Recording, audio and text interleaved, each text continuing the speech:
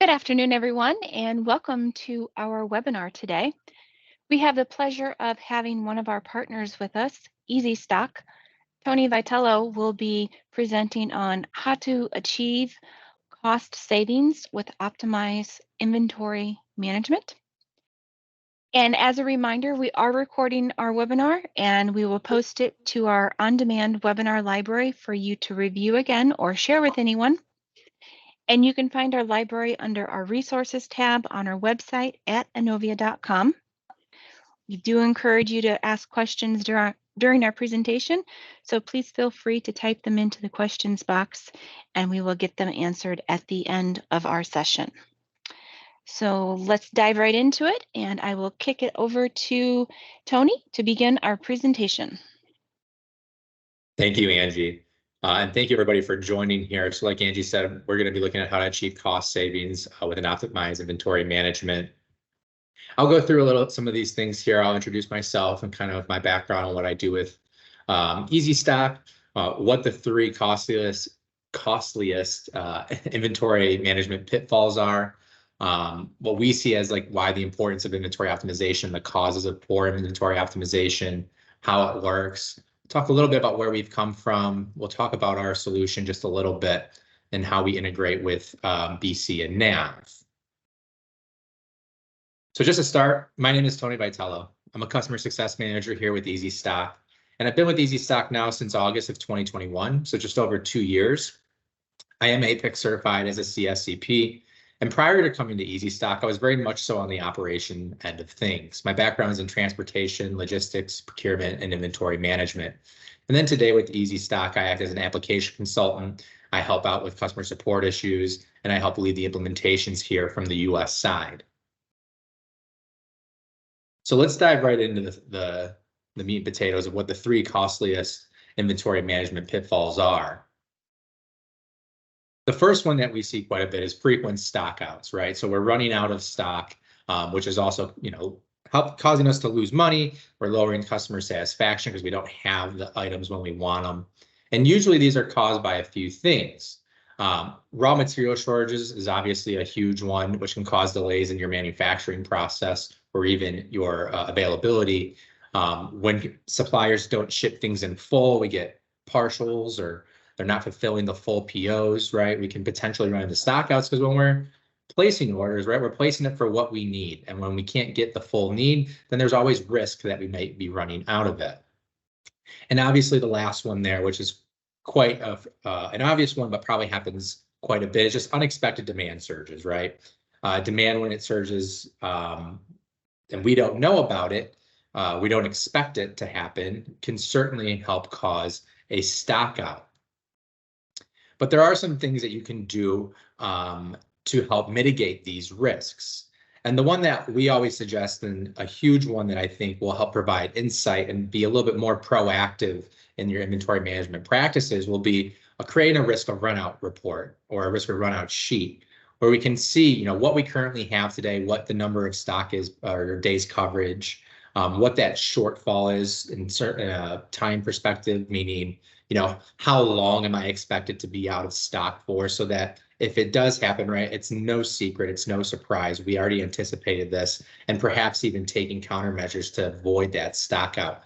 Perhaps, supplying from a supplier that you wouldn't normally purchase from because it may be a little bit more money, but it will get you to that help prevent, I should say, that stock out.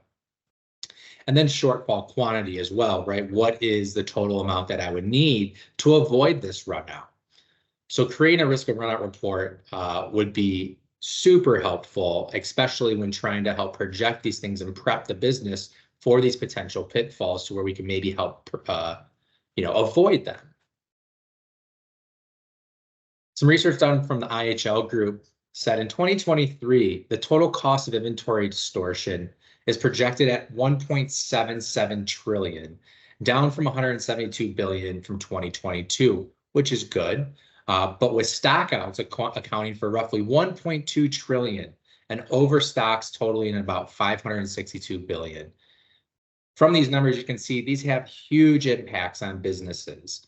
So trying to do everything you can to help avoid some of these will not only save you money in the long run, but also keep your customer satisfaction at a very high level to where you can provide that availability to your customers. In Easy Stock, it's one of the reports that we offer. We look at all of your items. We look at, which ones are projected to have a potential run out, or maybe things that you're already out of. But what does that look like, right? In terms of time, money, and quantity. The system will also even suggest potential orders, maybe orders that haven't quite yet hit that reorder point.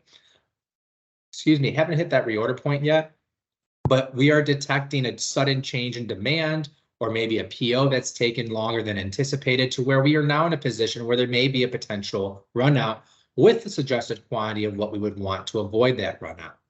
And then from there, it's completely up to you if you want to try to source that from a different supplier to help remove or eliminate that run out, but giving you all of the insights to be as proactive as you possibly can to keep that continuity of supply.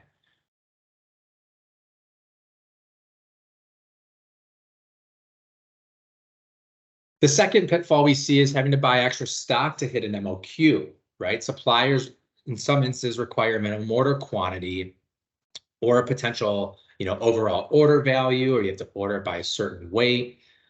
In order to do that, right, you have to hit that MOQ. But the MOQ, where you may only need, let's say 50, but because I have to order 200 of them, right, I need to buy the full 200 because I don't have any choice.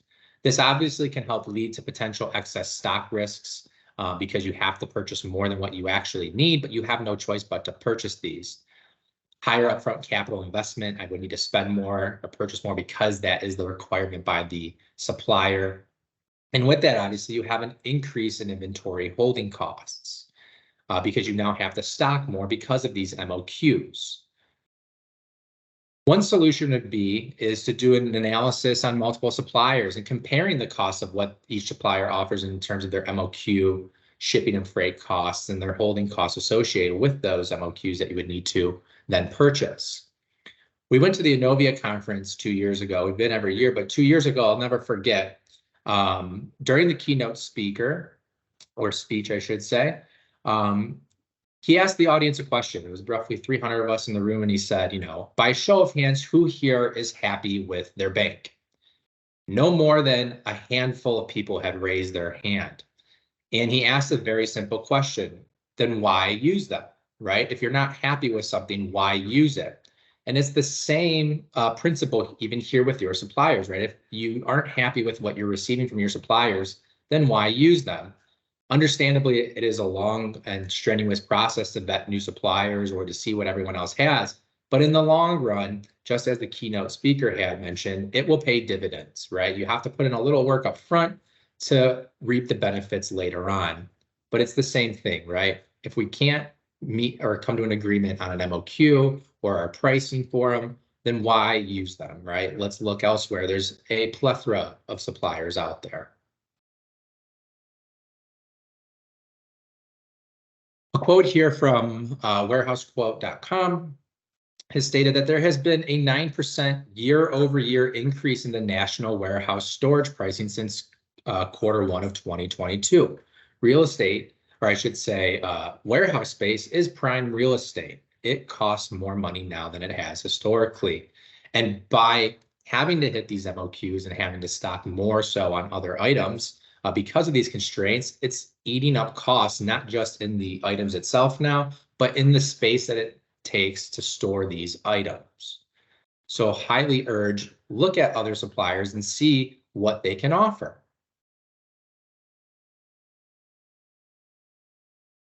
One way that we help mitigate or help at least improve the situation is through our order fill-up functionality. And the way it does it is it actually intelligently looks at other items for that supplier that will have to be ordered in the near future, maybe the next day, 2 days, 3 days. The system projects these potential orders out and brings those into today's date so that we can now hit that MOQ, or we can leverage our container space. If we're currently only at 1.5 containers and we don't want to leave empty space on it, We can use the order fill feature. We type in the full cubic volume of 2 containers. Now, granted, you have the data on your items for the volume of the space they would take up. And it will look forward proactively for items with that supplier that will need to be ordered, brings them into today's date. So now that we can hit that overall MOQ with the supplier, but it's not just randomly picking things of, oh, well, maybe we should order just more of these. It's actually looking at items that will need to be ordered in the coming future, which keeps you compliant within what the system is working towards, as well as preventing overstocking on items that maybe you don't really need, or maybe you don't sell as much, that the system can identify that there would be a potential need in the future, or the near future.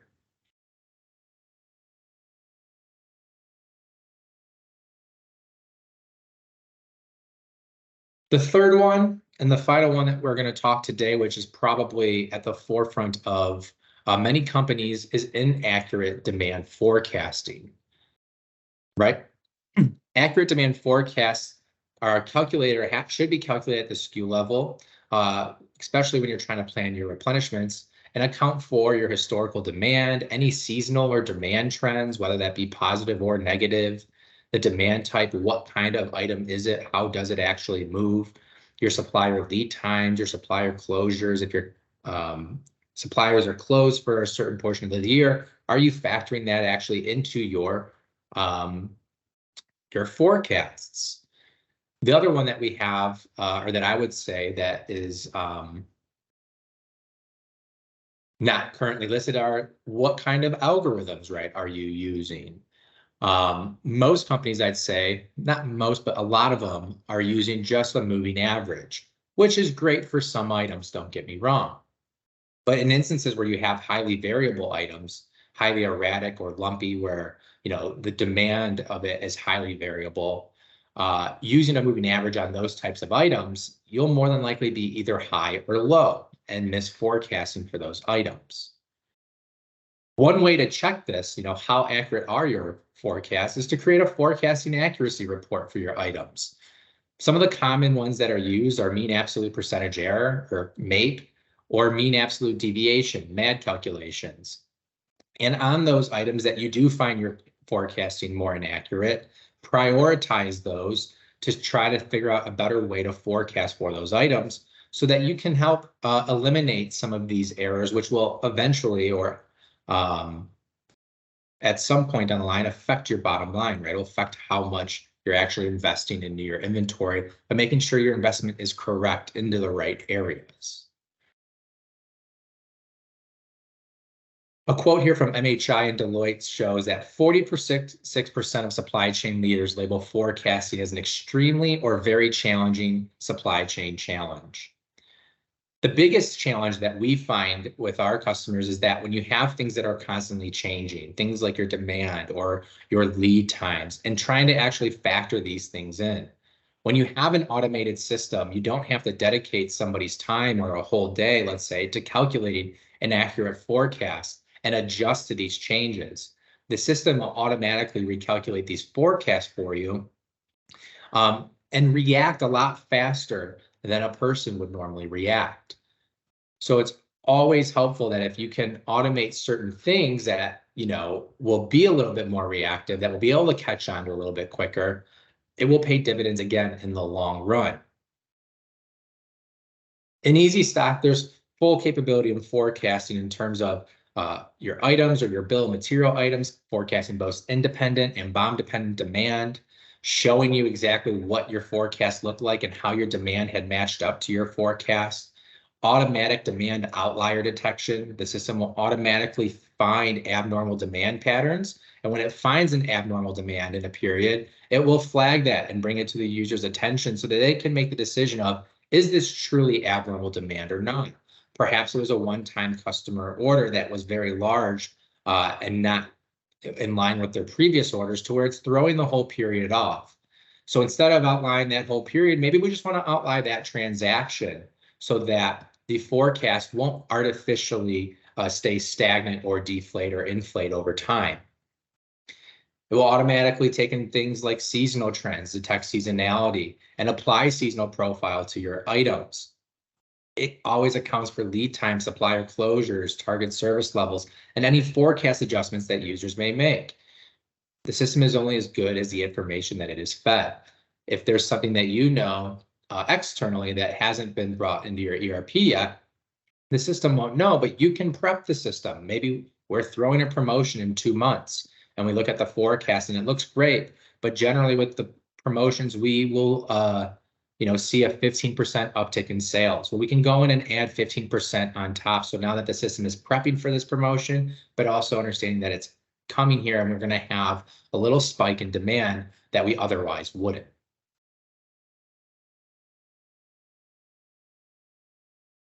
So now let's talk about the importance of inventory optimization and some of the business impacts of poor inventory optimization. And generally, when we're speaking with prospects, we see one of two things happening. Either A, we're over forecasting, or B, we are under forecasting. And when we're over forecasting, that means we're going to be over purchasing. We're generally going to have an increase in inventory holding costs. We may incur some obsolescence of our goods. If we over forecasted a good, we stock too much of it and now it stops selling.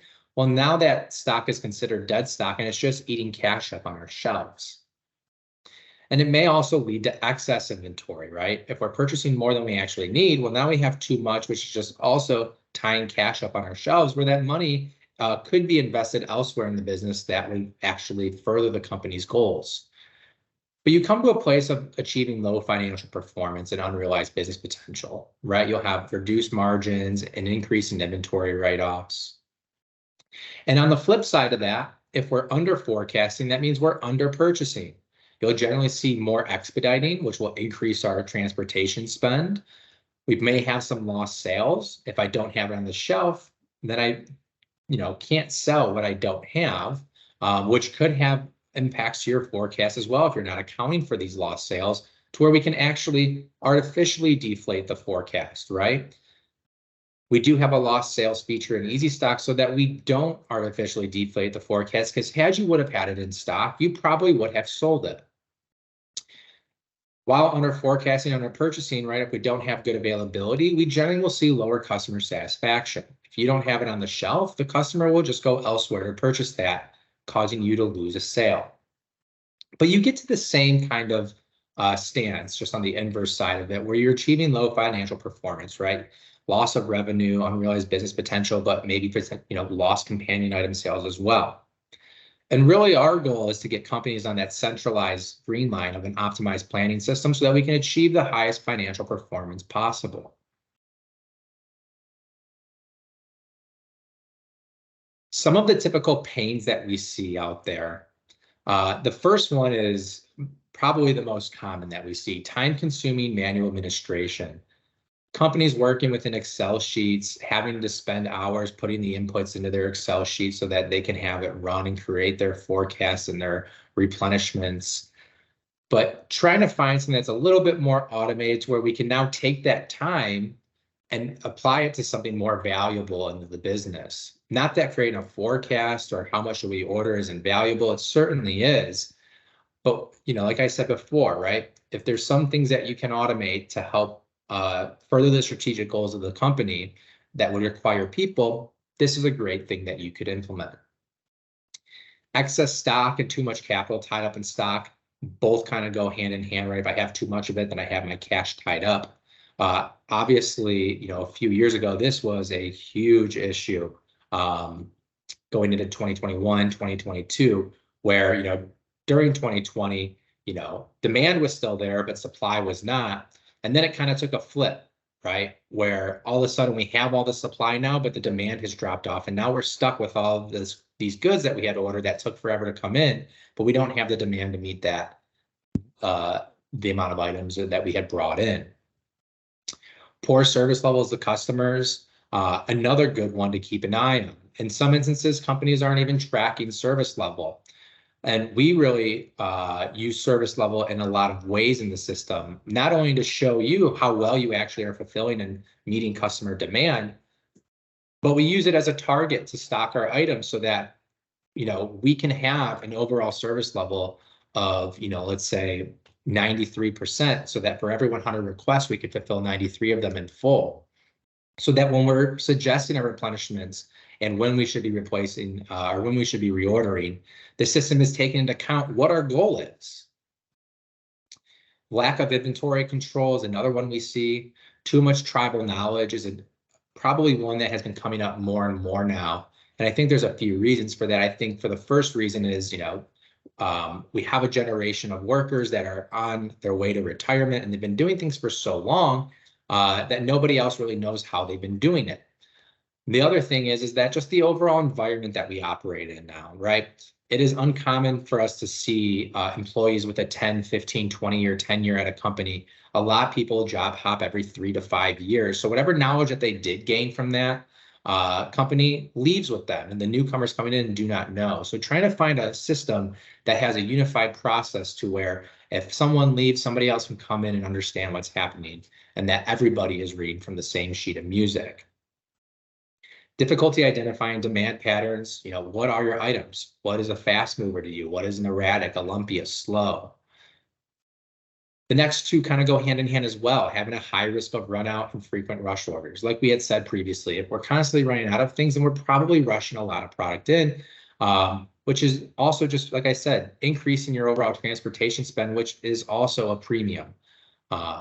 So these are two things that we see quite a bit as well, and an effect of poor forecasting. Achieving low product turnovers and a lack of visibility over the stocking location network. One thing within Easy Stock that you'll see is there is a ton of data in there. There's so much more data that the system can provide you on how your items are and how your inventory looks, much more than what your ERP will show. And it shows it all in a very unified manner. So you can see everything, all the details about your item in one go. Next, we'll look at the system really quickly and show a few things. Before we get into that, though, just to explain the overall premise of the system.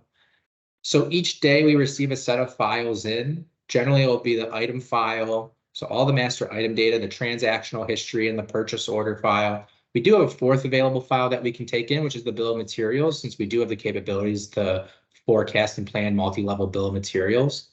But the system gets that data in, it looks at your items, and it assigns it one of 8 demand types. And depending on that demand type is what's going to dictate the forecasting and safety stock algorithms for that item. So it is not a blanket approach where we are applying one single algorithm to all of the items. It's a very tailored approach, right? You may have an item that sells every month very consistently in consistent volumes, and it sells, let's say, 100 per year.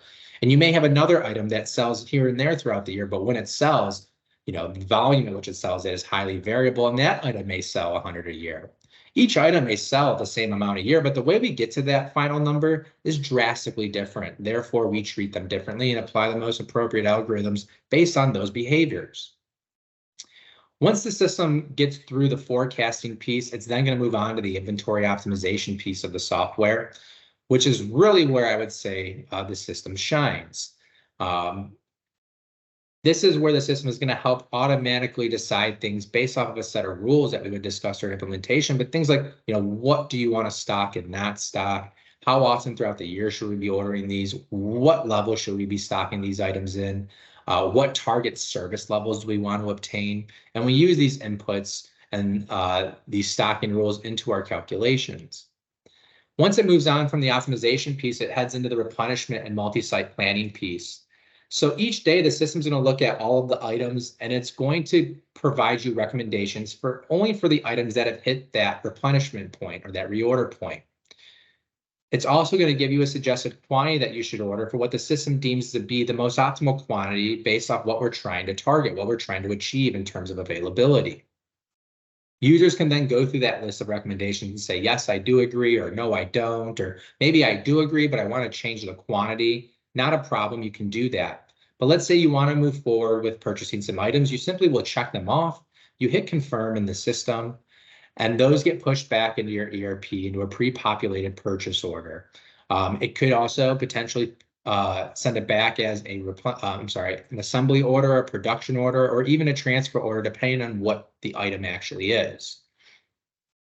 The second piece is the multi-site planning piece.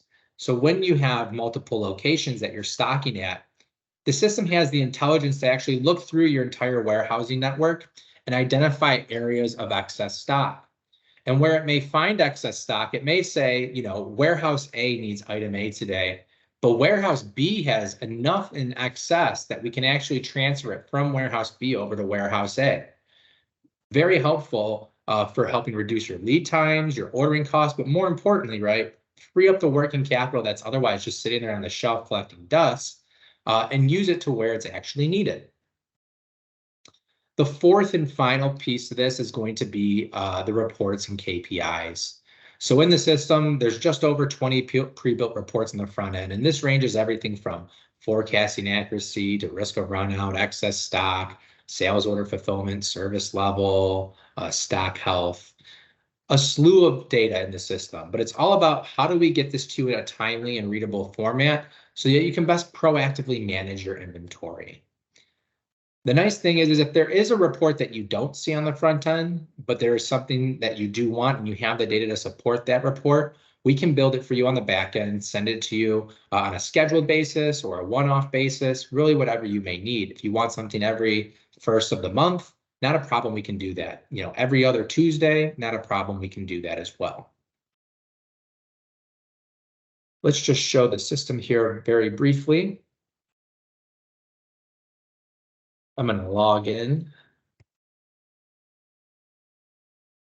And when you log into the system, this is the page that you would be prompted to. And it's very logically ordered in the sense that anything pertaining to your orders would be on the order section. Anything around your items, you can find in the item section. Anything around demand transactions or your forecasting, you can find in the demand and forecast section. We have an inventory policy section, which really shows simulations you can make into those stocking rules that we had talked about. Perhaps right now you're stocking everything that you sell, but you want to see what are the effective changes if, everything that we only sell once or twice throughout the year, what would that look like if we change those to non-stocked items? How does that affect my overall availability, the total number of items, my overall carrying, my stock values? Perhaps if you were to see and simulate those by not stocking them, you'll save, about $10,000 annually. Maybe it's not compelling enough to not stock them, but maybe it'll save you $50,000 annually. Well, that's a lot different scenario where it may be worth it to say, maybe we shouldn't stock these unless he's on special order, since we don't really sell them much and they take up a lot of capital. And then anything under reports, you'll find in the reporting section. I'm just going to show the summary screen really quickly here. And this is going to give you a very good overview of things that you should be paid attention to. Evolution is the name of our demo company, and Evolution has 3 warehouses. Each data owner here is a warehouse, but we can really split the data up however we need. If we want to do it by product category or by customer, we can do that. If I were to click into warehouse 1 here, it's going to show me a summary of just that warehouse. And if I were to click the Evolution data owner, it's going to show me a company-wide view. I'll stick within just warehouse 1 for right now, and I go ahead and hit search. And as you can tell, like I said, it's going to point your attention to things that need to be paid attention to for this day. I can be prompted with my dashboard, and I can automatically see what I have being pending in terms of what the system is suggesting me to place replenishment orders for. I can see a nice inventory snapshot in terms of what the system deems as to be the values for my stocked and non-stocked goods, what I have inbound on PO, what's considered to be back ordered, and then reserve being what's allocated, right? What do I have allocated to customer orders? And then it breaks down a nice little chart here showing you what the system shows as healthy, excess, and obsolete. And when the system shows the excess stock, it's not saying that it can't be comprised of healthy moving goods. It very well could be. It's just saying we have way too much of it and we can afford to cut down on some of our inventory. There's a nice little demand type summary here so you can see how your items break out by demand type in terms of their item quantity, the stock value, or what we call the demand values for forecasting, which is really showing me where are my sales coming from out of this location. We can see here about 35% of our sales are coming from our fast movers and about 38, just under 39% are coming from our slow movers. Below is a table here with very similar information. It's just broken down into table format. On the right here, you'll see we have our system alerts summary. So we are managed by exception tool, and we have just over 60 pre-built alerts on the front end. Now, not all 60 alerts would you have to sift through, and that's what's nice about the summary screen is it's only showing you the alerts that actually apply and pertain to your items. You'll get things in here like forecasting alerts, so things that you see abnormal demand, so demand outliers, large or positive or negative trend alerts, demand type change alerts, so actually telling you how are your items changing demand types, things that may have been slow or lumpy that are now considered non-moving or obsolete, so things that were selling very little that are now not selling at all, giving you insight into how your items are actually behaving.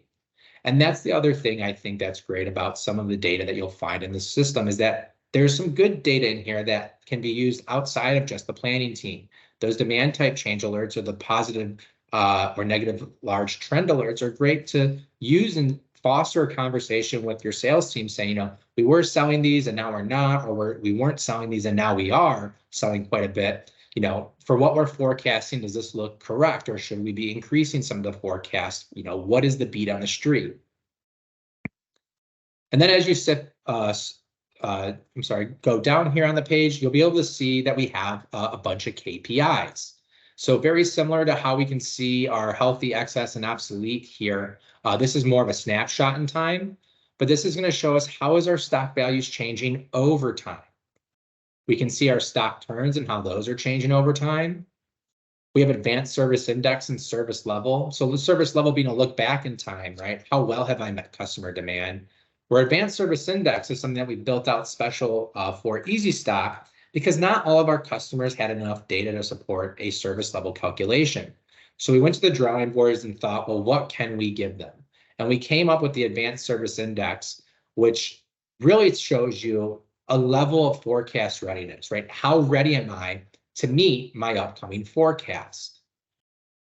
And then we scroll down further, we have our sales value and advanced compliance. Sales value, we don't take in sale prices, so we don't know any margins or anything like that, but it's going to be your sales based off cost, and it's going to give you a very good idea of the trend of your sales in your warehouse. And then advanced compliance is really a metric of how well is the system working for you. As you can see here, it says go to details on each one of these KPIs. That means you can click into it. Anything in blue means you can click into, and you have its own dedicated page for you to drill down further into some of these KPIs and reports. Another screen that I'll show you really quickly is the recommended orders page. It would be the same if I went to orders, recommended orders, but this is where the system is showing you every item that needs to be replenished. The things that have hit the reorder point, the system deems that they need to be replenished. You can sort your fields however you want. You want to order by supplier, you can type the supplier in by item number, by buyer codes, certain item groupings. So we have item group 1 and 2 here.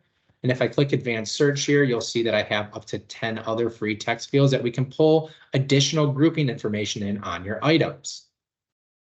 But as you scroll down here, you'll see these are all the recommendations. We have the order quantity, the suggested order quantity, the item number, what warehouse it's for. We can see the demand types, the item groupings, who the supplier is. And the great thing about this is that whatever you see here, maybe this is too much, maybe it's not enough. Anywhere you see this gear symbol means you can actually customize what you want to be visible, and you can rearrange these. If I wanted to have supplier go up over here, and I want to see, what my demand volume is, what have I sold in the past 12 months, and I want to move that over here by the item, I can go ahead and hit save. And it's now going to bring in and rearrange the columns that I want. So I can now see the supplier up front. I can see how much I've sold here in the past 12 months. And I can make my decision if I want to purchase it or not. And it's all saved per user. So what Joe may have as his view can be completely different from Sally's. It's all about giving users the relevant information to complete their tasks and responsibilities. But let's say we were looking at some of these items and we say we do want to move forward with these suggestions. We simply just check them off, hit confirm, and you can see here that they've been taken off of the pending list here. And the status has changed from pending to confirmed, and these items are now being ready to be exported back into your Microsoft instance.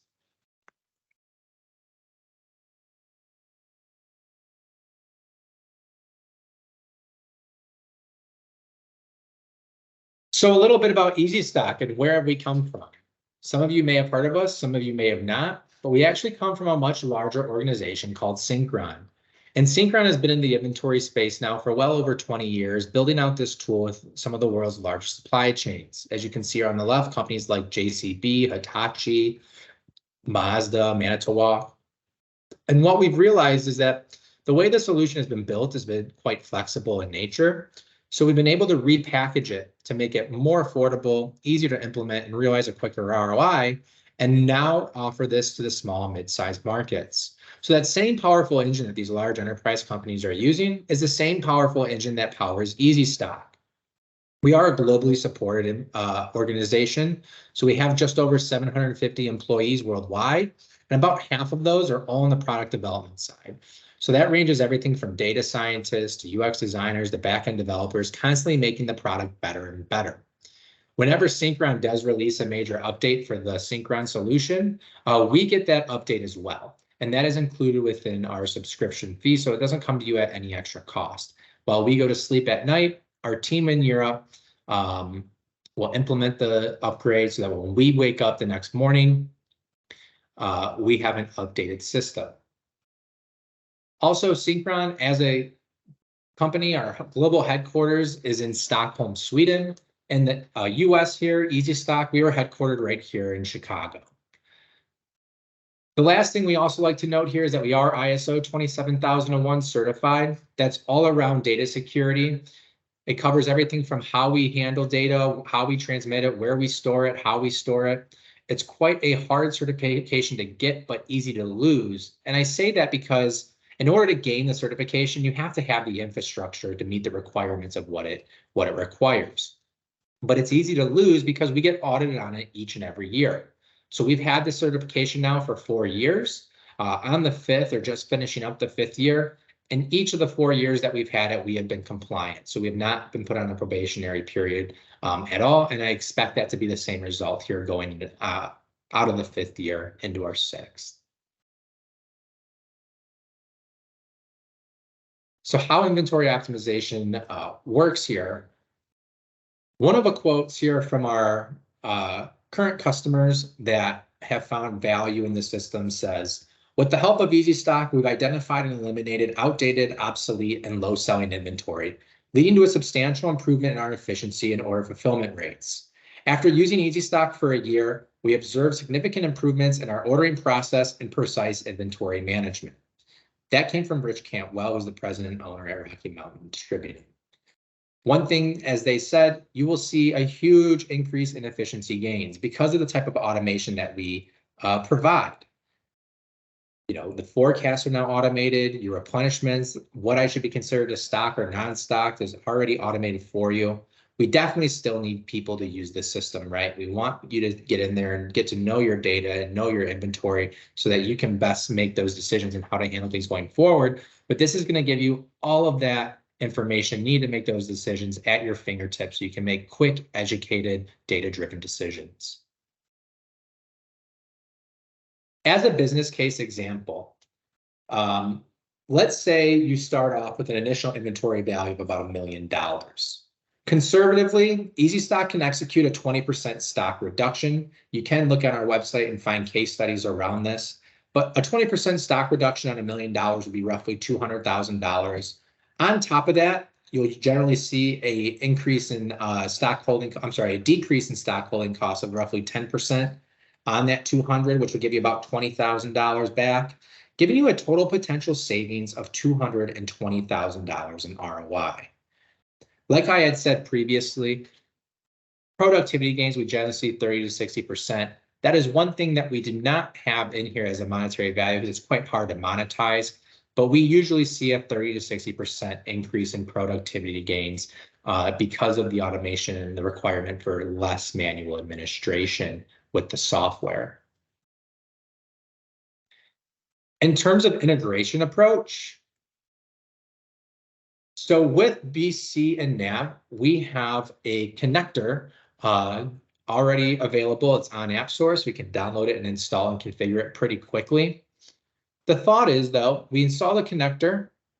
Each night we receive these 3 files up here. The 4th, bill of material and forecast adjustments, are optional, but we can include these into the file transfer. So instead of doing forecast adjustments in the system, you can actually do them right within your BC or NAV instance, and we can get those sent to us in the file interface.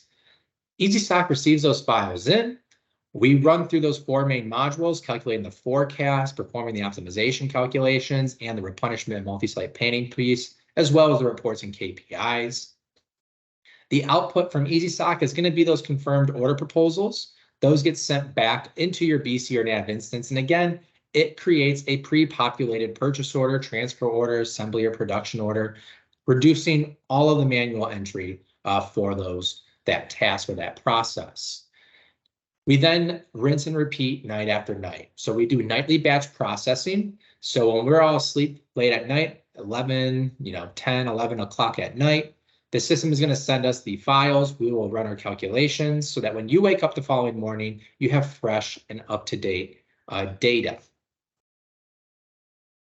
With that being said, we are a cloud-based solution, right? So the only thing you need in order to access EasyStock is an internet connection and a web browser. And there are some benefits of having a standalone and cloud-based solution versus an embedded solution. Obviously, you'll have shorter data processing times with a standalone solution because you just need to build the files, send them, and then we run all the calculations, really do the heavy lifting on our end and our servers, which will give you an uninterrupted BC or NAV system performance. You'll have greater flexibility and control with a standalone solution without affecting your BC or NAV instance because we're not embedded. And the only things we're pushing back are the order proposals. Any changes you make in EasyStock will not have an effect on your ERP, which is, after all, the holy Bible of the data, right? It's the master data source.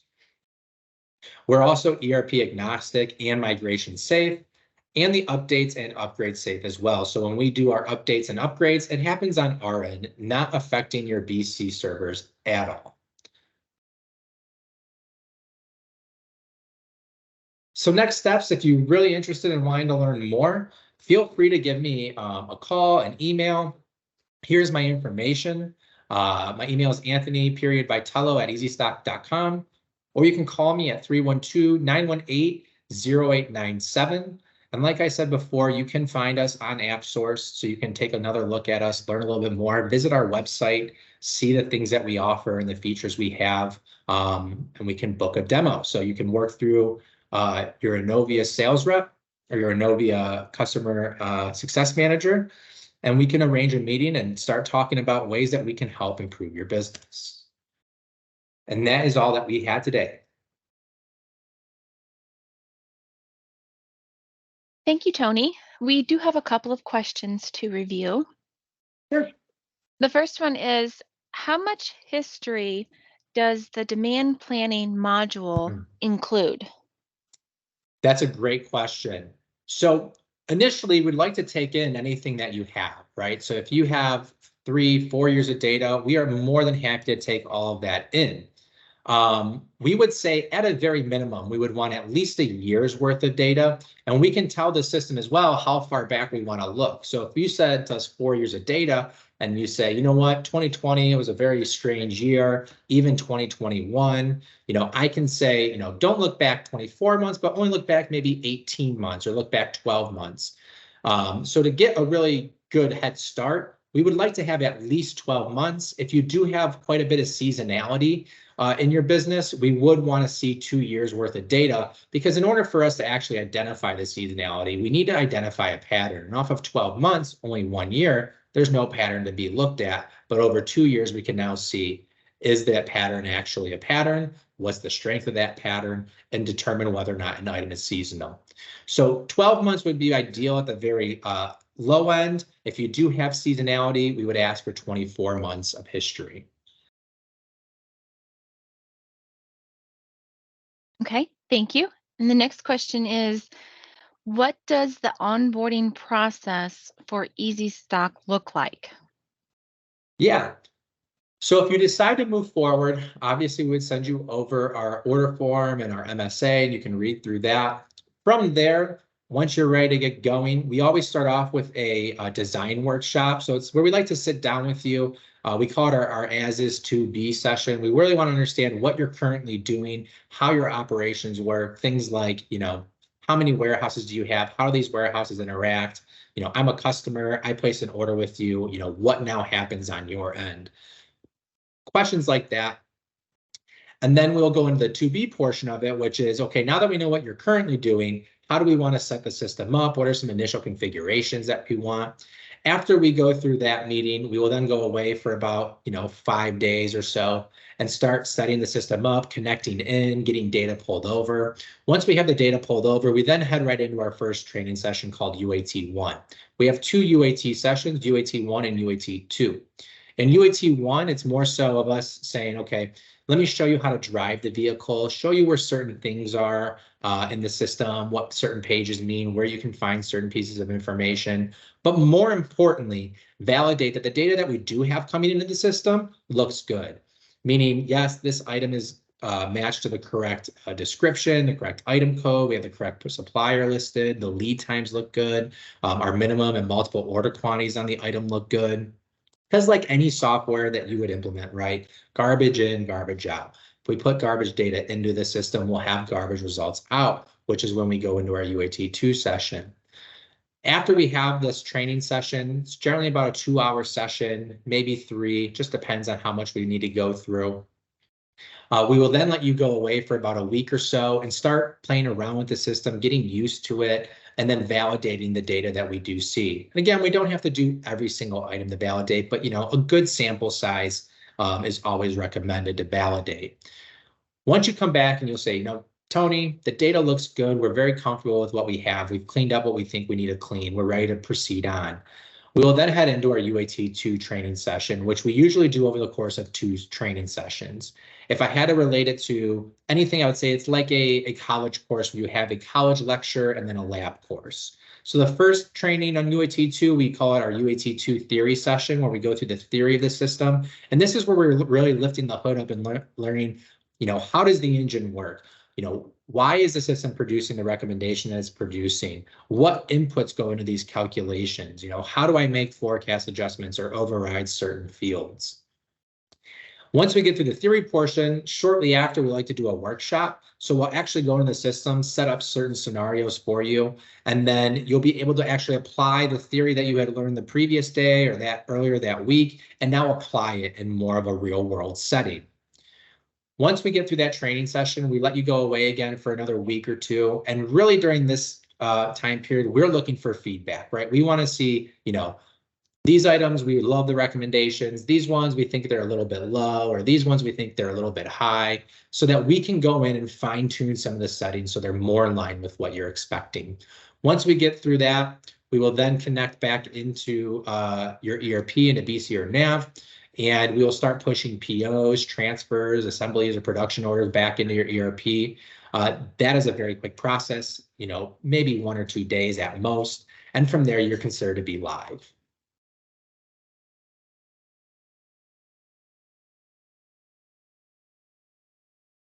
Okay, thank you.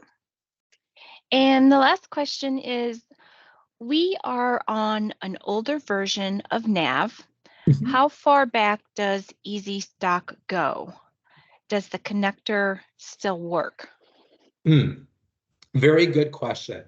So with NAV, generally, the oldest version that we are able to integrate with would be NAV 2015 or later.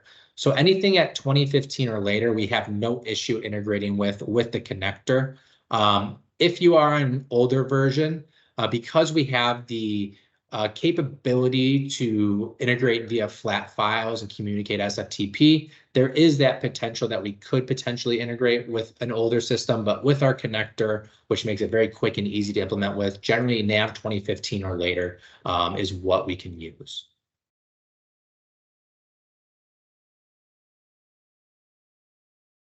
All right, I believe those are all the questions that we have for you today. Thank you, Tony, for the presentation. Absolutely. Thank you for having us. Again, I hope this was beneficial for everybody. I hope it may have opened some eyes, sparked some interest. And if you do have any questions, like I said, I'm sure Angie can attest to this. Please reach out to your Innovia rep or reach out to us. We'd love to have a conversation. All right, thank you. And you can also check out our new resource page on our website. Visit innovia.com/resources to quickly access all of our Business Central contents and events.